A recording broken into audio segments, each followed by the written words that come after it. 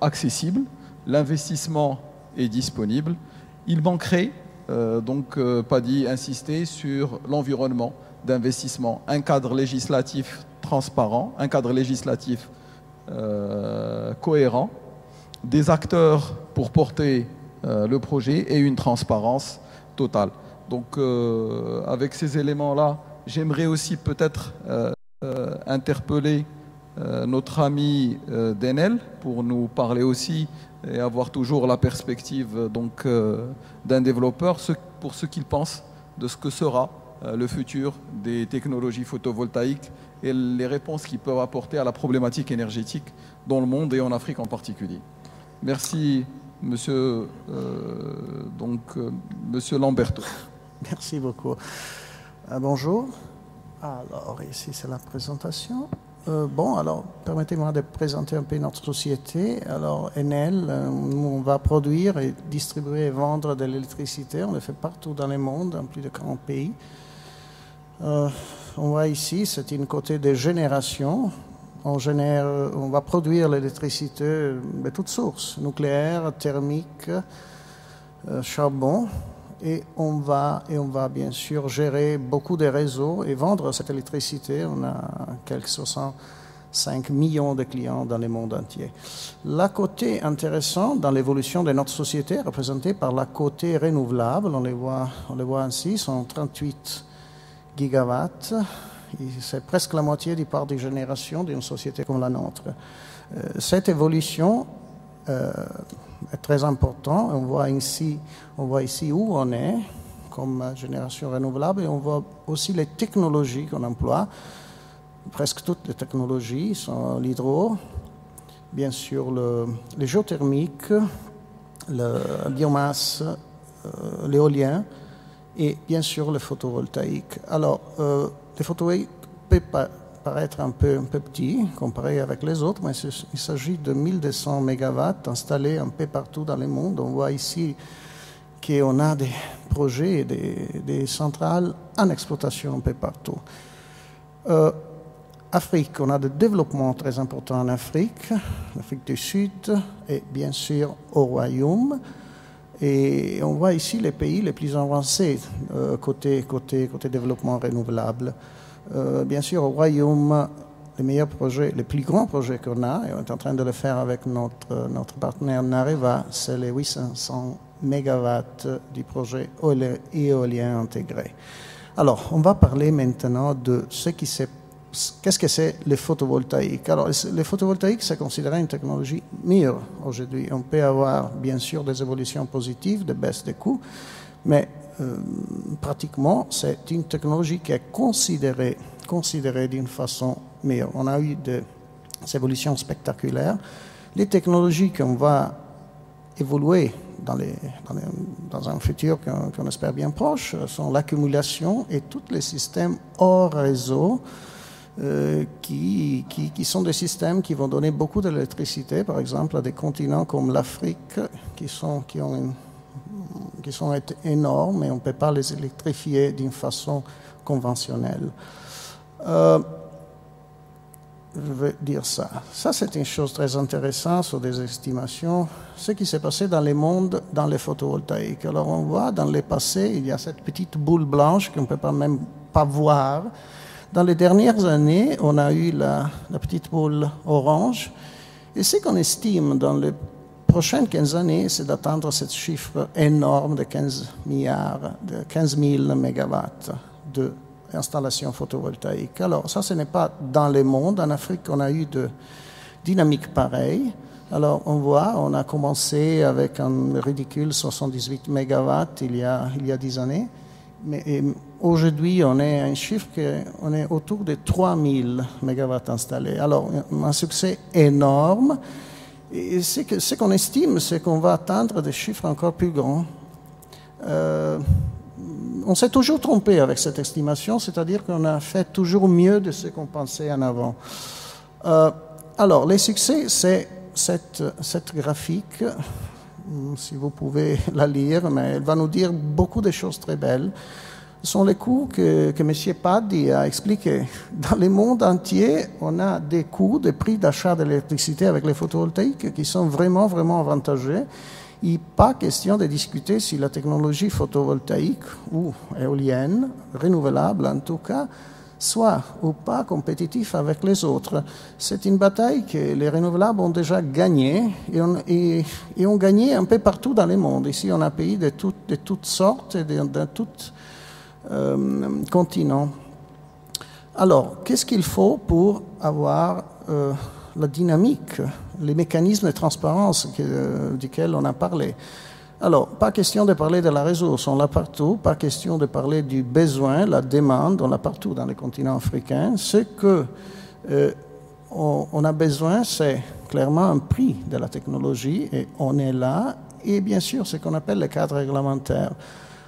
Alors, ici, c'est un graphique que peut-être tout le monde connaît, on voit la baisse spectaculaire qu'on a eue dans les années passées de la technologie photovoltaïque. Alors, pas technologie a jamais évolué d'une façon si spectaculaire, donnant des prix très bas.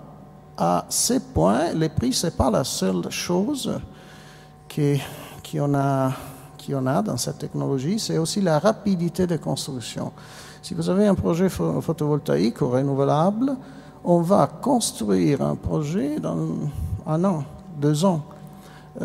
Autre technologie, on pense au gaz, au charbon, il va falloir 2, 3, 4, 5 années. Quand on parle du nucléaire, on va parler de 10 ans. Alors la rapidité de construction, c'est certainement un atout fondamental qui, si on ajoute des prix vraiment bas, c'est une chose qui est vraiment très gagnante. Alors ça, c'est qu'est-ce qui s'est passé dans les continents africains, et juste pour expliquer pourquoi certains pays ont des projets renouvelables en exploitation, des autres n'ont pas. Alors vous voyez, hier, il y avait seulement 3 pays qui avaient un cadre réglementaire favorable aux renouvelables. Et c'était les 3 pays au coin des continents. Vous voyez, c'est l'Afrique du Sud, l'Égypte, et bien sûr, on avait aussi les royaumes. Aujourd'hui, il semble que tous les continents vont suivre l'exemple de ces trois pays.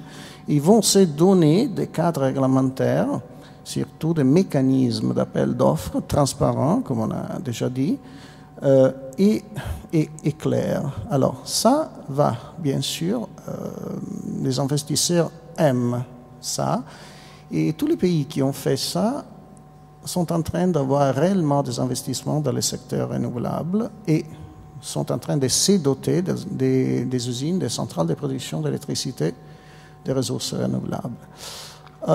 Ça, c'est la liste des choses qui mon confrère a déjà dit. Alors, il faut un plan national, il faut s'organiser d'une façon nationale pour avoir des énergies renouvelables, mais il faut aussi organiser des appels d'offres avec des règles claires et avec transparence. Il faut bien sûr aussi sélectionner les sociétés, les compagnies qui vont faire ça, car bien sûr ces projets aujourd'hui sont énormes et il n'y a pas tout le monde est capable de les faire. Et après, il y a une question de bancabilité. Il faut savoir, les contrats doivent être garantis avec des garanties qui peuvent marcher d'une façon propre. Après, une autre chose que beaucoup de gens ne vont pas voir bien, c'est le contenu local, l'apport local. Ici, il faut vraiment voir, selon le pays où on est, ce que le pays peut faire. Il y a des grands succès, les royaumes, dans le contenu local, mais il y a aussi des autres pays qui voulaient faire un peu trop, et les investisseurs n'ont pas croyé à ce qu'on pouvait faire. Alors, ça sont les règles. Si on a ça, on aura aussi des projets renouvelables, des projets photovoltaïques. Ça, vraiment, ce n'est pas seulement applicable aux renouvelables, c'est un peu applicable à tout investissement. 2 mots, au final, qu'est-ce qu'il faut faire et où on va.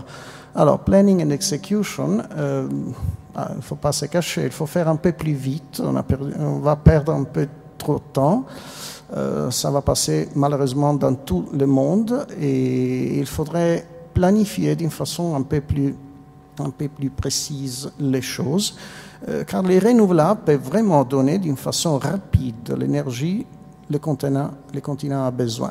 L'autre chose, c'est la technologie, on a déjà parlé, peut-être on aura des surprises dans le futur, mais il faut seulement l'utiliser. L'évolution technologique est énorme et très, très, très rapide. Grid Infrastructures, Distributed Generation, ça c'est un chapitre à part. Les vrais problèmes de l'Afrique sont les infrastructures, ce n'est pas la génération. Il faut amener l'électricité produite et c'est vraiment la chose qu'il faut améliorer beaucoup. Améliorer côté grande ville, cette agglomération urbaine que le continent va voir, mais aussi de systèmes au réseau pour donner l'électricité au village. On ne peut pas électrifier toute l'Afrique d'une façon conventionnelle, on ne peut pas arriver partout avec les lignes à haute tension, ou basse tension. Il faut faire de mini-grids, de mini-réseaux à niveau de village.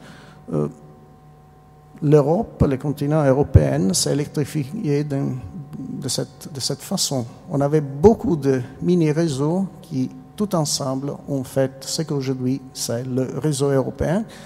Merci pour votre attention.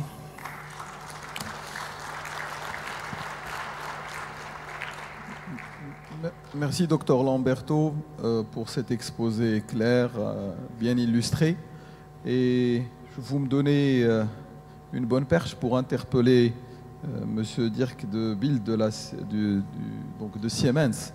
Siemens qui est une grande maison multitechnologique pour l'interpeller et lui dire aujourd'hui on est devant un questionnement. Nous avons des coûts de génération annoncés par les développeurs qui sont de l'ordre de 5, 6, 7 centimes, n'est-ce pas, de dollars le kilowattheure à partir de cette technologie. Nous avons de l'autre côté des chiffres de consommation, je vois en Afrique de l'Ouest, en Afrique de l'Est et en Afrique centrale, qui ne sont pas à moins de 10 centimes. Que pensez-vous de ce que devrait être le rôle des grands groupes pour contribuer justement à faire les projets autrement? Donc la problématique qui a été évoquée par Monsieur Lamberto et qui est Dr Lamberto, qui est une problématique de taille, qui est celle de l'inexistence donc d'une infrastructure ou de la vétusté d'une infrastructure en Afrique. Comment peut-on faire différemment des projets dans le futur pour apporter la réponse attendue? Donc, puisque, semble-t-il, opportunité de croissance il y a, besoin il y a, marché il y a, financement nous avons, des développeurs existent. Comment faut-il continuer à faire les projets, en tous les cas pour l'Afrique, comme on imagine le faire ailleurs de par le monde? Ne faut-il pas prendre le temps d'imaginer de les faire autrement? À vous la parole.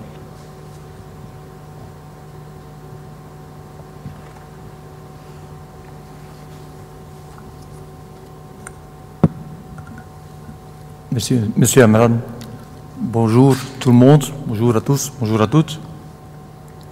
Je suis président de Siemens en Maroc. Siemens emploie autour de 800 personnes en Maroc et je pense que le plus remarquable ou la collaboration avec Enel et Areva, c'est l'usine APA, à Tanger, qu'on vient d'inaugurer en octobre et qui donne quand même, qui fait une épreuve de localisation ici en Maroc.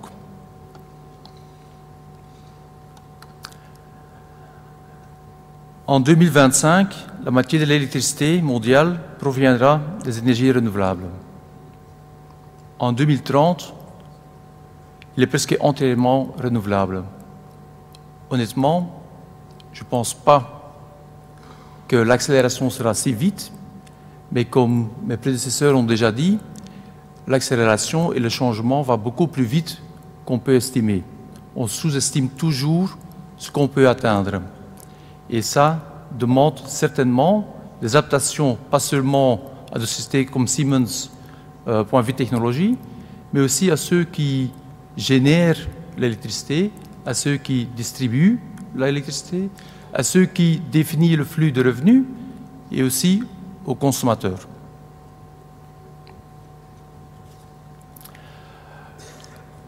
Quand on fait une projection vers 2040, on voit clairement que la demande vers l'énergie mondiale augmente beaucoup plus fort que, par exemple, la population mondiale. Malgré tous les effets ou toutes les actions qu'on fait sur l'efficacité de l'énergie, et malgré que les ressources conventionnelles deviennent de plus en plus rares. Heureusement, on a une solution. On a la solution d'utiliser l'électricité, on a la solution d'utiliser l'énergie renouvelable pour quand même compenser cette question qui n'est pas facile à répondre. On y regarde que en 2030, d'avoir une électricité complètement renouvelable, c'est à notre avis indispensable. Mais on voit quand même que la partie renouvelable va prendre une portion qui est beaucoup plus grande, plus que 30%. Il y a différentes études, mais tout le monde est d'accord que ce sera 30% et certainement beaucoup plus. Les ressources conventionnelles restent nécessaires, n'est que pour garantir la stabilité, par exemple, du réseau. Un des avantages des ressources conventionnelles, c'est qu'on peut les transporter vers une centrale qui se trouve quelque part dans une ville ou dans un endroit qui est proche d'un port. Avec les renouvelables, ce n'est pas le cas. L'énergie, le soleil, on ne peut pas la prendre quelque part et le dire il faut ici générer l'électricité. Non plus avec le vent. Donc une décentralisation est certainement nécessaire. Une décentralisation demande une adaptation de la technologie, demande un autre concept de gestion du réseau et demande aussi des compétences qui sont plutôt distribuées autour du continent.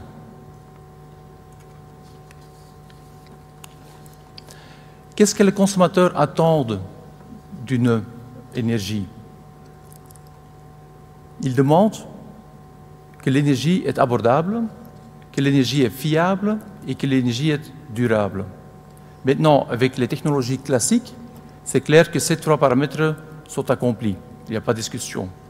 Pourtant, durable, tout d'abord, les ressources deviennent de plus en plus rares. Et deux, suivant les accords dans le COP 21, 22, 23, il y a quand même avec des programmes et avec des solutions très sophistiquées, il faut quand même trouver des autres solutions.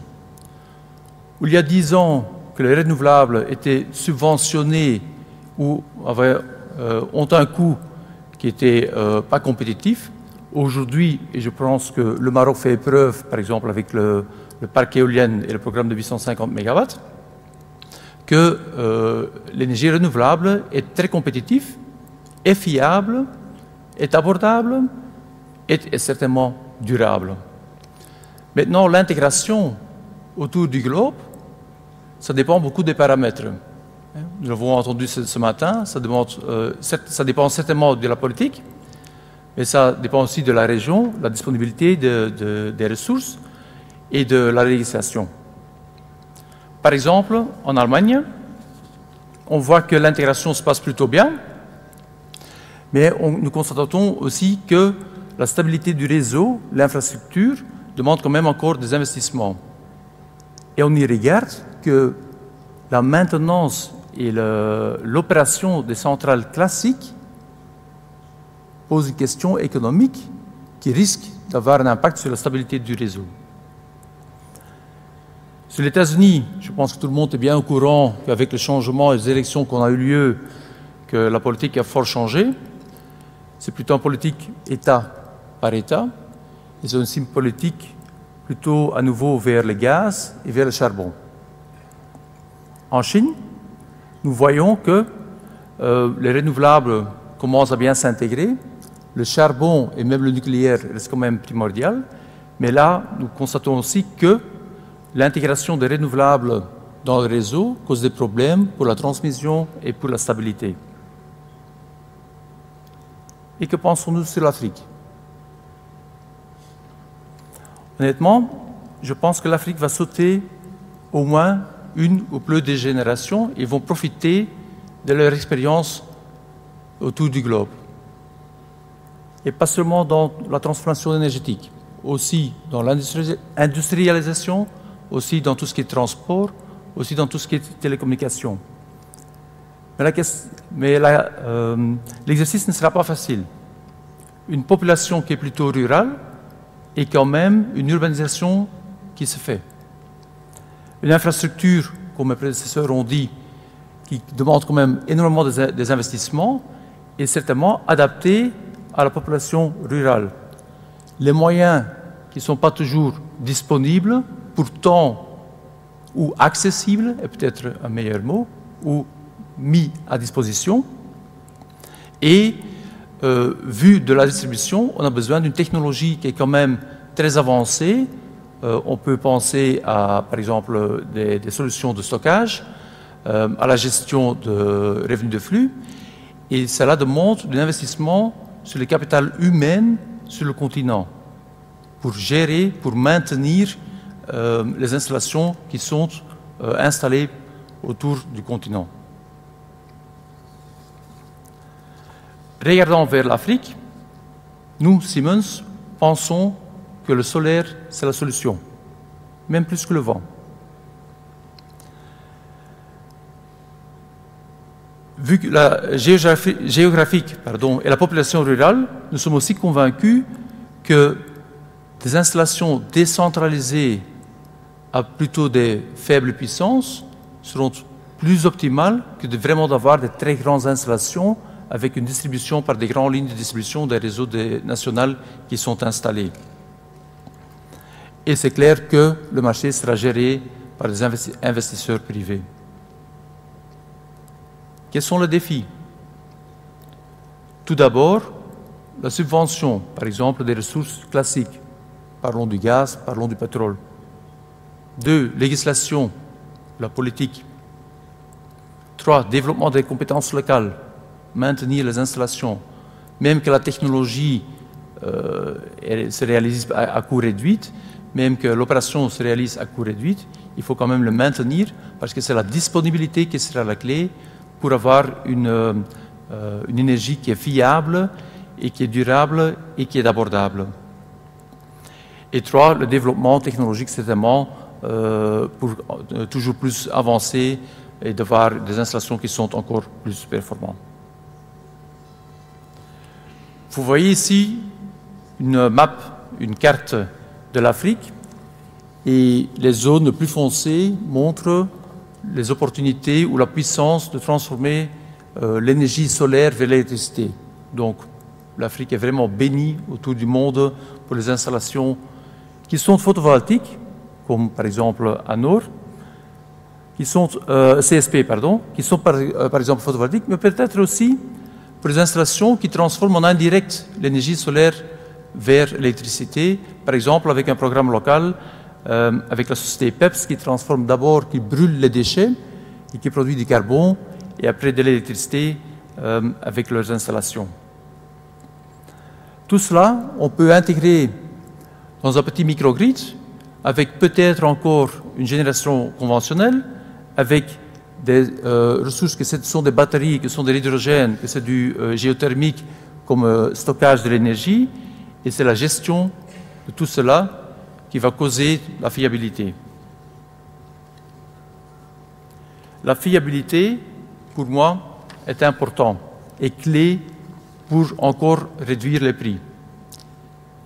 On peut parler d'un certain microgrid qui est indépendant, donc il n'a pas besoin d'un réseau national, qui est lié avec quelque chose qu'il gère. On peut le dire, c'est un cloud. Il y a plusieurs philosophies comment on peut le faire, pour d'abord maintenir, pour y réagir proactivement, mais aussi pour gérer la gestion des flux de revenus. Plusieurs microgrids peuvent être interconnectés. Là où aujourd'hui, plutôt, les solutions à courant continu à haute tension sont utilisées pour des raisons d'efficacité, pour les microgrids, il y a la nouvelle tendance de travailler avec des connexions à courant continu, mais à moyenne tension. Les premières installations se réalisent, toujours encore indépendant d'un réseau national. On peut le connecter avec le grid national, mais il n'y a pas vraiment un besoin. Donc, résumé, c'est clair que la demande pour l'énergie augmente, mais que l'électricité va jouer un rôle important. Le solaire, à notre avis, c'est la solution la plus intéressante pour l'Afrique, n'importe quelle technologie. Il faut, à notre avis, installer plutôt des microgrids. Ça ne veut pas dire que des grandes installations ne sont pas utiles ni pas nécessaires, mais pour adresser toute la population, on y croit beaucoup plus dans un microgrid. Il faut développer des compétences locales, ce qui est clé pour y arriver. Et la digitalisation peut être une clé pour augmenter la disponibilité et aussi pour gérer un revenu de flux qui est quand même fort différent de ce qu'on connaît aujourd'hui. Je vous remercie. Merci Dirk pour cet exposé, donc avec une proposition très claire, donc probablement des microgrids, peut-être intelligents, interconnectés, qui pourront être à la base d'un développement futur, mais en tous les cas, qui pourraient apporter une solution assez rapide. Les problématiques des énergies renouvelables et en particulier le photovoltaïque, merci de rappeler que c'est une énergie qui est quand même intermittente et qui suppose une certaine, qui a un certain impact sur son intégration au réseau. En tous les cas, son développement serait beaucoup plus important dans le futur avec la démocratisation et l'aboutissement des solutions technologiques en matière de stockage. L'Afrique est un continent qui est riche. Il n'est pas riche uniquement des solutions, donc n'est pas riche uniquement de son rayonnement solaire. Les sources d'énergie renouvelable sont multiples.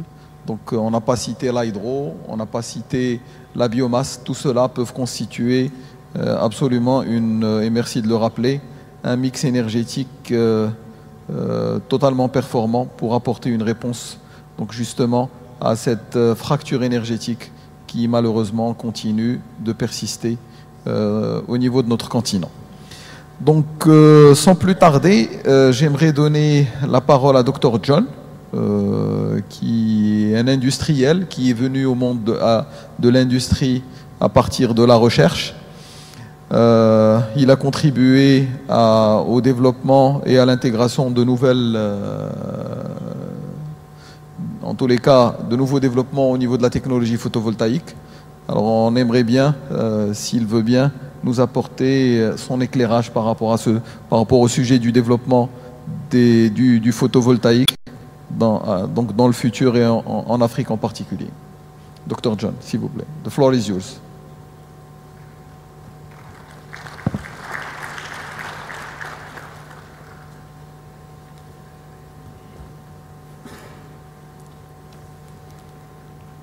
Good afternoon, everybody. Thank you very much for the invitation. I really appreciate the Photovoltaica, or what's known as Photovolt Africa, the invitation, as well as your collaboration with various African nations to execute this conference. The evolution of photovoltaic in the world is so close to us, so close to me personally, as well as Nano PV USA, since we have been part of this evolution for more than 2 decades. We have participated and we have initiated the photovoltaic development in many countries. Nano PV Solar USA is a pioneering solar cell and solar panel as well as system technology companies. We have been in operation since 2005. Nano PV installed many solar technology as well as manufacturing companies worldwide. There are Nano PV technologies installed for the very first time in certain countries such as Thailand, Taiwan, Indonesia, India, and many countries in China received technology from us. In US, Nano PV had been a pioneering company and it's behind many solar manufacturing as well as system companies. The photovoltaic has evolved substantially, as we have seen the past presentations spectacularly. And I really like the roadmap where it says by 2030, most of the energy would be from renewables. It's fantastic. So we have come a long way.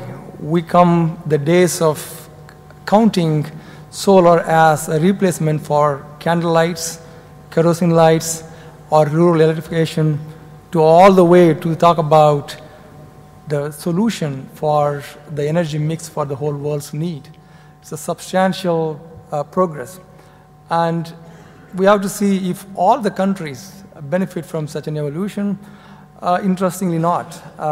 The whole vertical integration is somehow split, but nevertheless, all the countries are going to benefit one way or the other.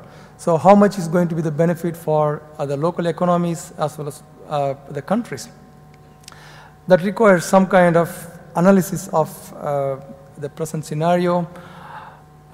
If you look at the solar photovoltaic industry, currently we're talking about 1.5% contribution for the whole world's need. In some countries, such as Germany or Greece, it's around 8%. And we expect, in the immediate future, solar can contribute as high as 16%. It can go as high as 16,000 gigawatt in the near future. Currently, we are at 388 gigawatt. In the coming years, it can go as high as 700 gigawatt. But nevertheless, solar had been very, very small. Not long ago, very early 2000, it was 600 megawatt whole world production as well as installation. Today, we are talking about close to 100 gigawatt annual. This year, we are crossing more than 100 gigawatt. But in the very beginning, the leader of photovoltaics had been United States. Until 1996, the country was the leader in the world. Then Japan came in spectacularly. They introduced the incentive programs. The programs we are seeing now all originated in Japan. And every year they reduce the incentive by 10%. By 2010, 2000, Japan was the leader in the world. Then comes Germany. They came up with an incredible plan for incentives as well as feed-in tariff programs. Germany was undoubtable leader in the world for a long time, and more than 50% of the panels manufactured worldwide were installed in Germany. And then in 2013 to 2015, it was China. So today, if we talk about grid parity at the lowest cost of solar electricity, we're talking about only one country, China. So there are a lot of lessons to be learned, lessons not to be followed, but the answer is that the solar is here to stay, and it is going to be the major energy resource for all of us, without any questions. And in fact, any new energy generation unit we are talking about, the major number of energy generations are coming from solar, compared to coal, gas, or any other energy resources. This is substantial progress. So if you take a system, more than 60% of the system is the component itself, mainly the solar panels. And if you look at the balance of the system, civil service, permits and approvals, maybe 40%. So in any project, 60% of the cost of the project is not necessarily spent within the country. The whole world is using solar in a spectacular manner, but it needs to be seen how it is distributed. In all the presentations, I see that people talk about certain local content. It is so important to tap this connection. Ms. Badmanab mentioned that how we can tap the fund that's available in every country. That's great. So if the fund is there, we have to see how we are going to connect that for the local economy. That is the true social economy we are talking about. Solar is very mature. I have the background of science and technology. I've been in this field for nearly 25 years. In my entire career, I've done nothing but solar. I made my very first solar cell in 1989, back surface field solar cells. I did my research in Switzerland, where we invented the nano technology-based solar cells. But the very first solar cells were invented in the 60s in Bell Labs in US, but more than 65 years now. What has changed in terms of technology? In principle, the physics is the same. The device is the same. What has changed is the scale. What has changed is the standard. What has changed is the volume. That makes a big difference. Some of the veterans here in this field would see that, in the 70s, if you buy a solar panel, solar cell, it would cost as high as $75 per watt. And today we're talking about 30 cents per watt. So there's no question that solar is the cheapest electricity compared to any other electricity. The technology is very mature, so mature that people give 25 years of warrant, and now it's field proven. You don't have to just depend on certification. Field proven, you can see panels there for 25 years. The technology is there.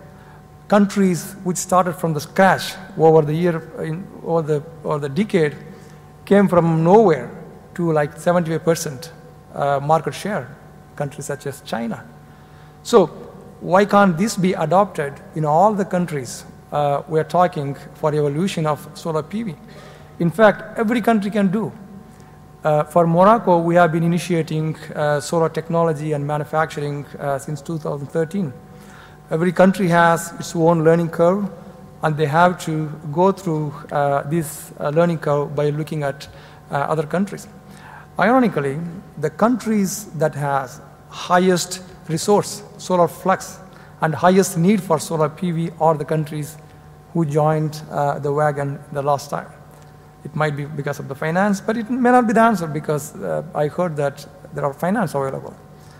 Maybe it's strategies, maybe it's a policy, maybe it's a vision, or maybe it's a proactive action of the governments as well as the public. It doesn't have to depend always on the government. The economy is so good, we can eliminate the politics, anything connected with the incentives, still solar can go very fast. And solar, as you know, that it's free. We don't have to pay to anybody. It's unlimited. It's not going to switch off one day. It's going to last as long as we exist in this world. And solar PV is particularly advantageous compared to any other alternative energy. We love all the alternative energy, but solar, a fixed mount solar system doesn't need any kind of, it doesn't have any kind of moving system, doesn't need consumables, no moving parts, no noise, low maintenance or no maintenance, operation cost is low, almost like a dream.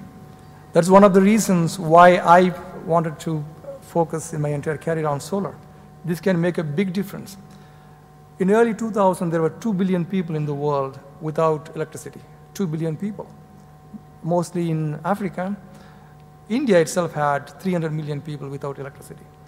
The things are changing dramatically because of solar. If you take a kerosene light, an year of kerosene light can cost you $200 versus $20 for a solar lantern. No consumables, no pollution. So solar can make a huge change.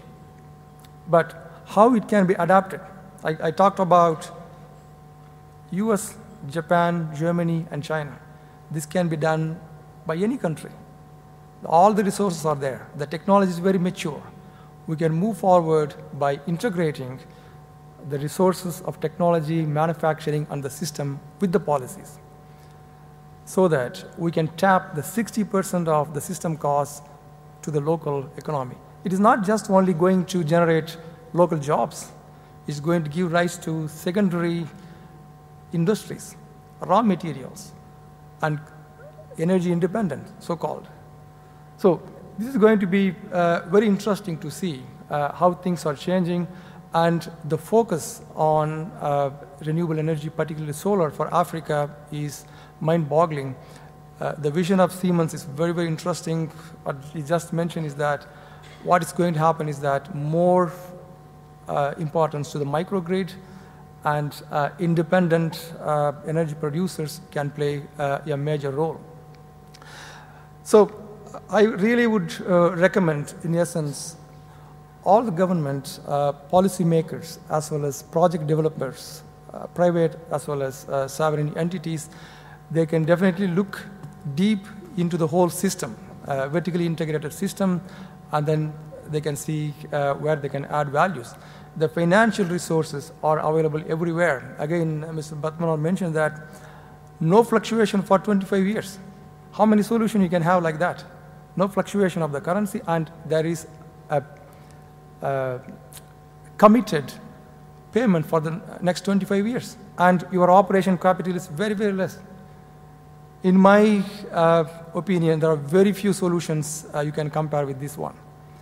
Solar doesn't need any kind of consumables like any other alternative energy. No pollutions.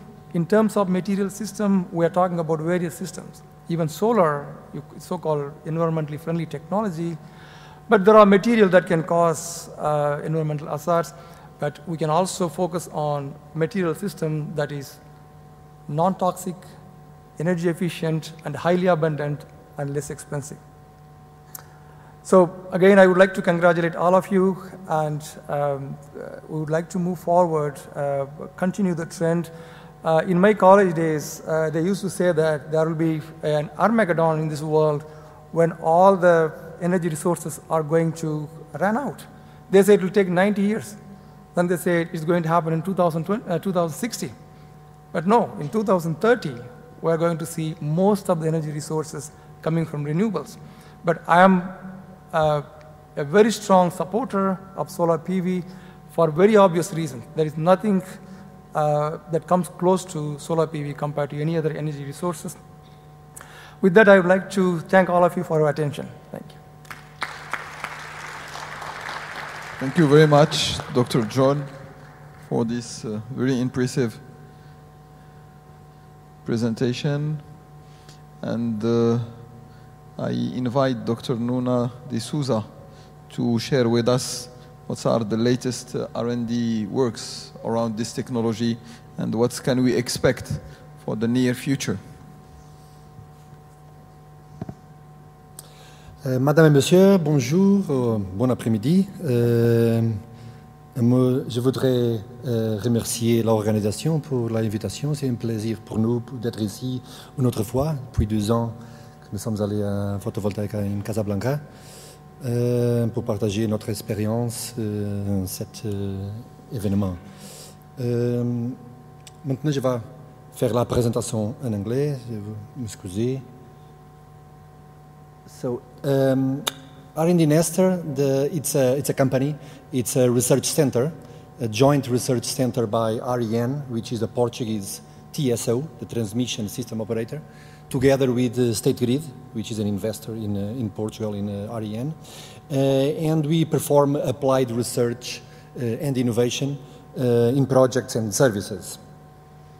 And I thought I would give a presentation today a little bit different, from a different point of view from my predecessors, in that I would look not so much from the technology point of view, but from the systemic or from the grid integration point of view and the relationship with solar, which I believe is very important and is very in line with our DNA and our traditional work. So I will say a few words about the solar power in Portugal, about the issues that solar brings to network and system operation, how forecast can help that, and some results and some benefits we get from the work we have been doing.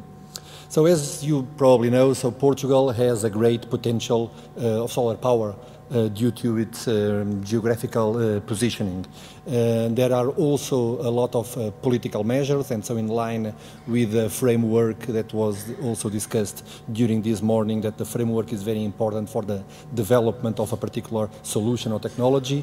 And so in Portugal, there are political measures that are very strongly in favor of mitigating the global warming impacts and to the increasingly introduction of renewable sources in the Portuguese grid. And in fact, solar represents, after wind, which was the major source of renewable energy in Portugal for the previous, let's say, 10, 15, almost 20 years, solar, I would say, is the new renewable development in Portugal. The presence of solar is throughout the country, as you can see, and the solar power installation has been increasing in the last decade. Although the current percentage in the network is still small. It's still around only 2%. And so there is room for much growth. It represents 450 megawatts approximately, but there is a great potential. In fact, there are permits for doubling it in the short term, and there are almost 1,000 of megawatts to be installed according to the requests to the grid integration. But let's look at another aspect besides just the technology integration, which is from a network and system operation point of view, there are 3 goals that must always be achieved when you try to integrate something in the network. One is security of supply. We must be sure that it still is able to guarantee that the lights are always on. It must be competitive. There must be some sense from the economical also point of view. And sustainability is also a key driver now, in particular with the integration of more renewables. In Portugal, we have the experience of having a very high rate of renewables in our network and system operation. After Denmark, we are the second country in Europe with a higher percentage of renewables in comparison to the installed base. And it creates a lot of challenges for all the engineers operating there. In fact, we have in 2016 4 consecutive days on only renewables in the network. In 2017 again we hit the headlines of the Financial Times with more than 110 hours only renewables. There are several ramps, as you can see in the picture in the bottom right side, of renewables ramping up, renewables ramping down, which creates a lot of challenges to the network. So the uncertainty and the volatility of the renewable energy sources creates these system operator challenges. And solar forecast here plays a key role. It's very important to have a proper forecast in order to mitigate these effects and to guarantee that we have security of supply and also competitiveness. And this is one of the works we have been doing recently, in fact in the last couple of years, in a forecast scheme that is currently in place in the REN operation. So it's not really, that's why I mentioned applied innovation, because it's not so much too long-term oriented, but there are several solutions which we research, we do some innovation activities, and then we implement in the network. This one is really implemented, and so we are making the forecast as a key element for the traditional system operations. And so we have real-time measurements from the field, we use mesoscale forecasts from different sources, we do also some activities on sky observation in order to maximize the capability to have a good forecast and so have a good information for the system operation without risk or minimizing the risk in an integrated process. One of the aspects is collection information from the field. Directly from the field we can have some solar radiation measures, we can have also temperature measurements and also physical parameters from the solar plants. And all of these together are very important, and we have that in several of our places. In fact, there are 77 locations in Portugal with solar plants connected to 54 substations, so SCADA information being collected at the substation level. And so putting together all this information from the field is one key aspect for making an accurate forecast. It allows also to do some research, as I mentioned in the bottom, on using spatial and time algorithms to maximize the error or to minimize the error that we will have in the forecast. The understanding of the physical parameters of the solar plant is key. The number of X's, if it is single X, double X, because it has a big impact in the energy that can be absorbed by the solar plant. Another aspect is using mesoscale forecasts. So it's not an information coming from the field, but we obtain these from a third party that provides us information from different locations also in the country, according to a particular grid with a certain discrete space distance, and that allows us to have some spot information on some particular location. So we introduce also this information. We have multiple timestamps during the day, 4 of them in particular in this case, and we also integrate this information into the system forecast.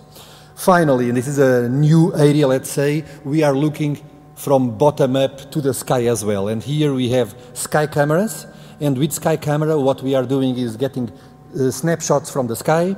From that, we convert into digital information, which is the picture you see in the middle, to try to, from a digital point of view, try to see what the photo is looking at. And from that picture, we identify the sun, and the algorithm in this case worked very well, and identifies where the sun is. And from that point onwards, it calculates what is the radiation, taking into consideration also the blue or white pixel that you have there in order to have a percentage of obscurity, let's say, in the solar radiation. Finally, we also are introducing another aspect, which is satellite information. And with satellite images, you also have an additional source of information which can complement the material that was obtained from the previous different sources as well. It provides a wider coverage than really very, very specific. All this together is already implemented, and it is operational in a, let's say, in a pipeline, fully integrated with the TSO operations, and so it's currently running. It's not something for the future, and it's something that should be introduced, and it allows for a much smooth operation, less risk, so that you are not surprised by sudden variations, or at least not as much as you could be if one is not paying attention to these issues. In particular, this work was recently published in Berlin in one event, and it was very well received, even received a Best Paper Award, which made us very, very proud. In terms of results, we have seen that the results have produced a low amount of errors. So in the left figure you see that the error is going to the 8%. We hope to bring it down. In the wind, for instance, we started much longer ago, and we were able to reduce from 60% errors to 2%, 3%. Now we are in this range still in solar, much to learn still. The sky is more difficult to try to anticipate in terms of clouds, in terms of other parameters, but particularly the clouds are a challenge to the anticipation of the solar radiation, but we are improving our results, and we see that also in the right side, the overlap between the estimation and the real effective solar radiation was very close, and so it was a good help for the system operation. One thing to note, and it's our, let's say, contribution from our experience, is that we are starting this before solar is too big, because if we try to tame this beast when it's too late, then it might be very risky. So the idea to start small while the penetration is still 2% allows us to gain a training and an insight which is very valuable for the system operation. Because the worst thing we want is to put a lot of solar in the system and all of a sudden things start falling apart and everybody starts blaming the solar, while they should blame themselves for not preparing in advance for such a situation. I think that's a key message, and I think that's our contribution from our experience, that this is a small steps process that should be pursued very consistently. And so finally, last slide, so the benefits from the solar forecast, in fact, is that they contribute to the security of supply because they allow an adequate system operation with controlled risk. So I don't say the risk is zero, there is no such thing as zero risk. Our work is to manage risk. On the other sense, on sustainability, it allows to increase the integration of solar, and so the increased integration of renewable sources towards a sustainable system in a more controlled way.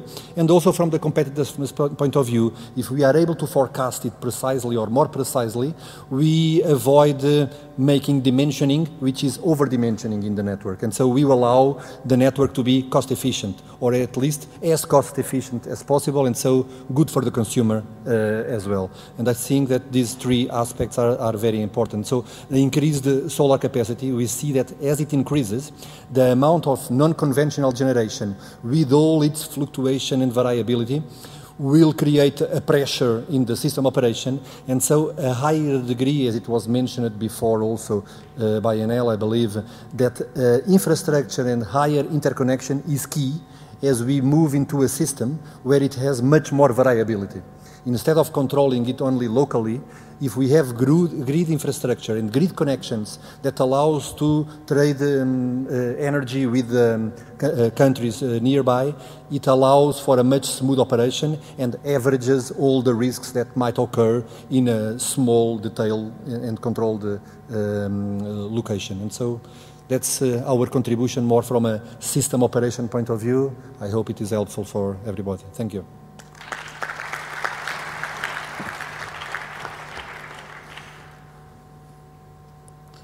Merci, Monsieur Nuno de Souza.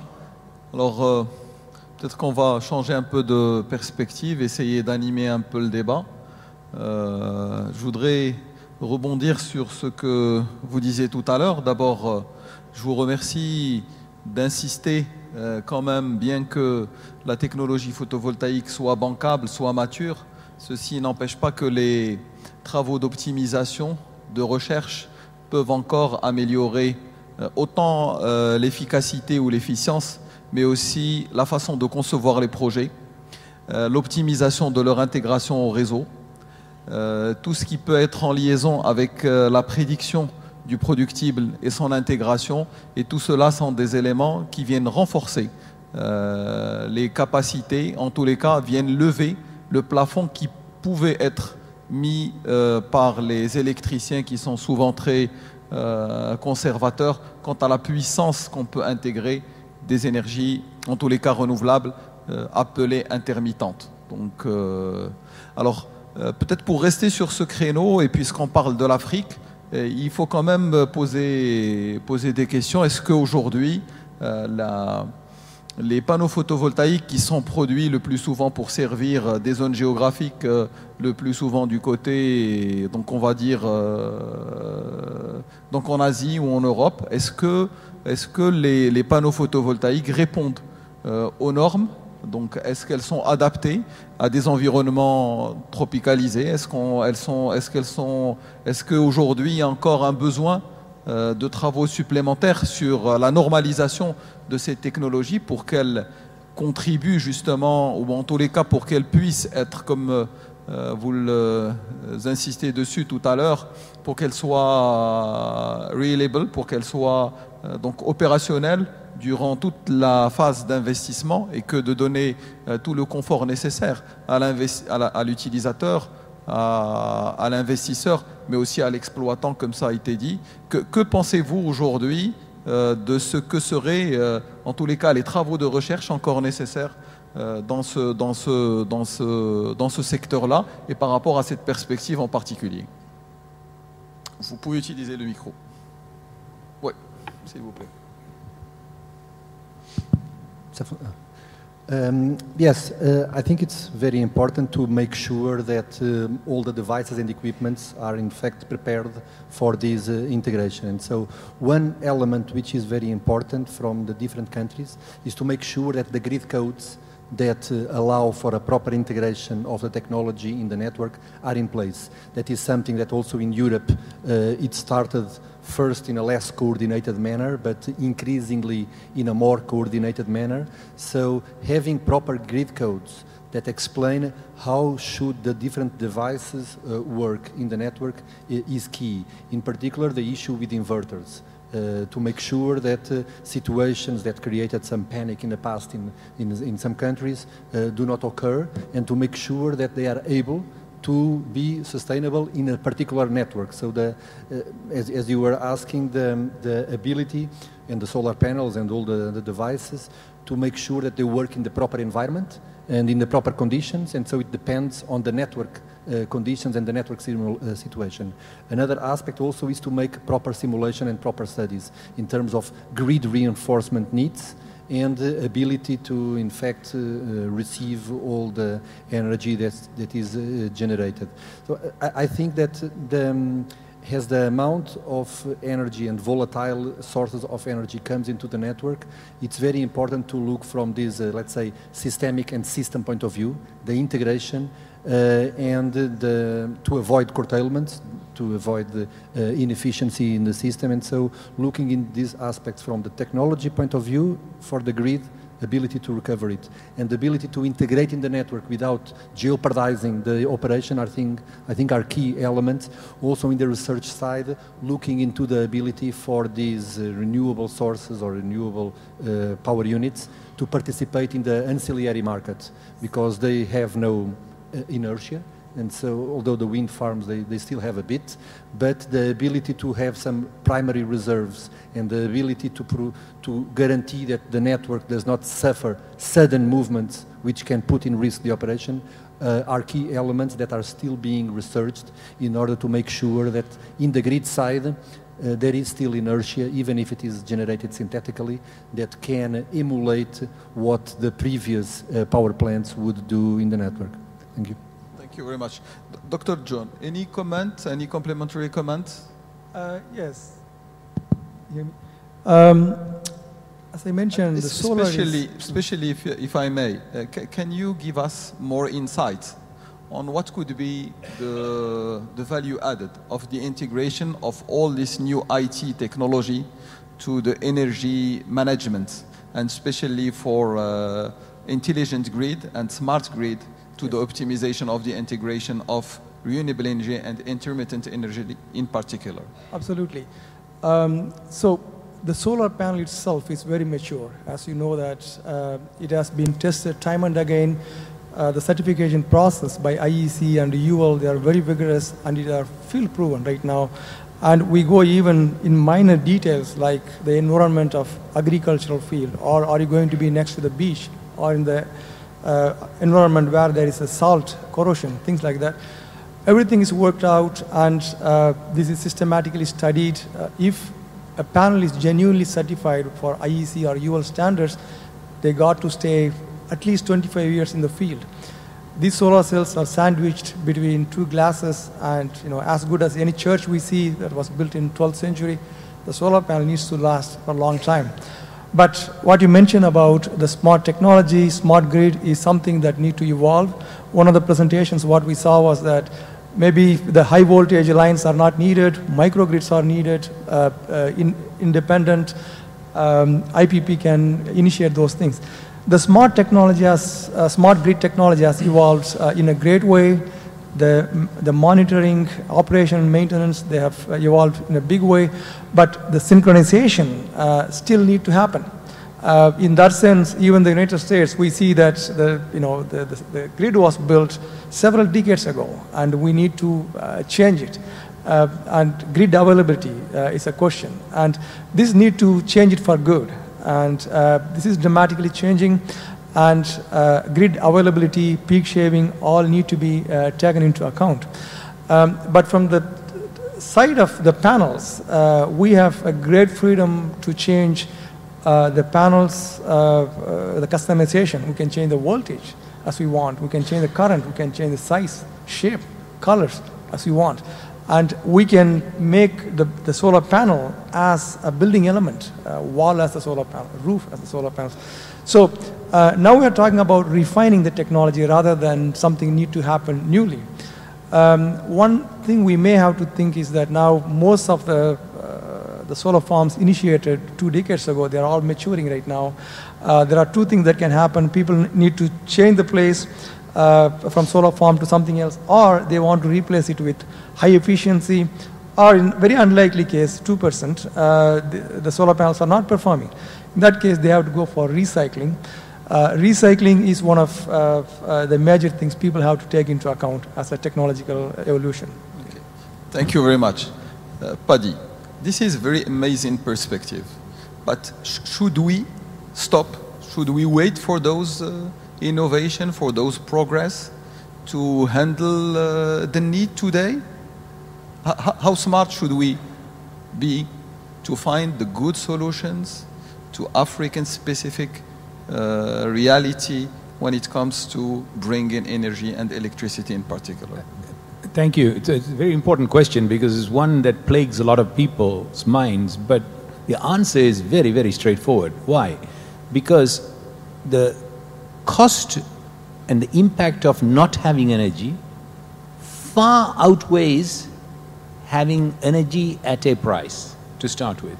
And then the impact of having energy at 5 cents, 4 cents per kilowatt hour versus 20 cents per kilowatt hour is also so obviously, shockingly straightforward.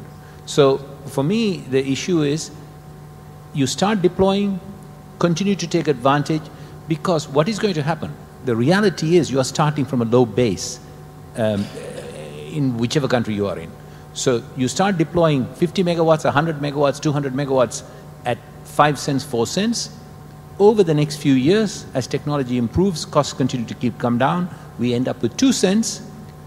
Your demand is going to continue to grow. As you start to deploy, put energy into the system, as it has been shown in all the developed countries in the world, you've also got the demographics on your side, by the way. In addition to industrialization, immediately the demand curve rises very fast.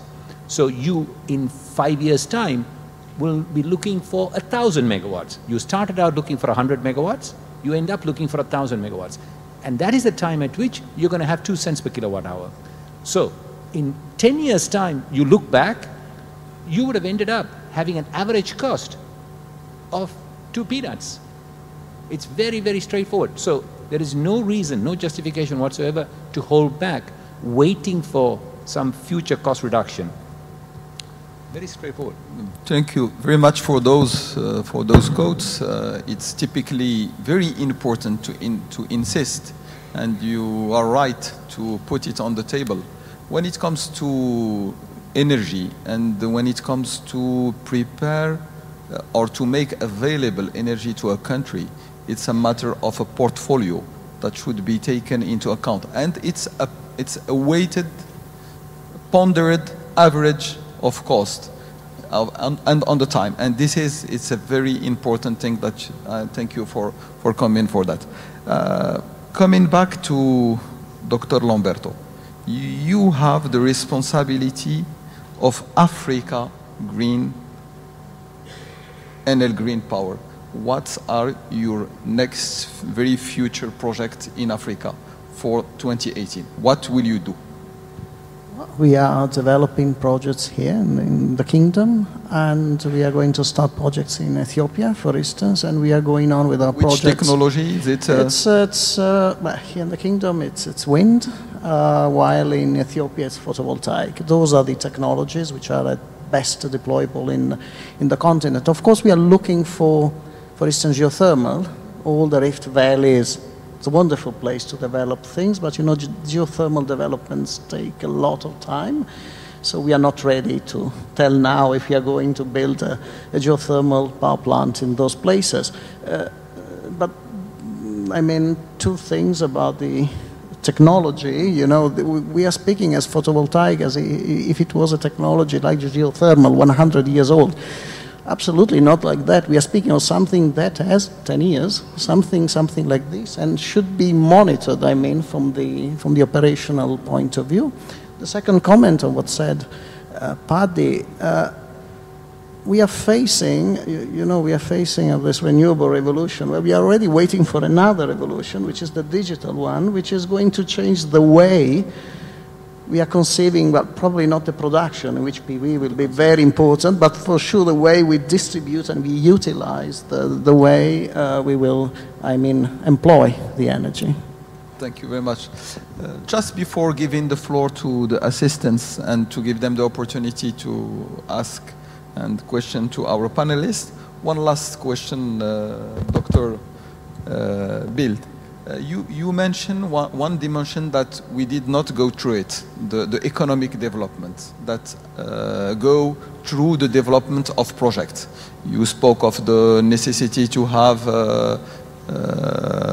competencies, local competencies for maintenance, for operation, for construction, and we know that Siemens has one with NL here in Morocco, a very big development of wind energy that has been constructed, that the competitiveness of it has been constructed on the fact that industrialization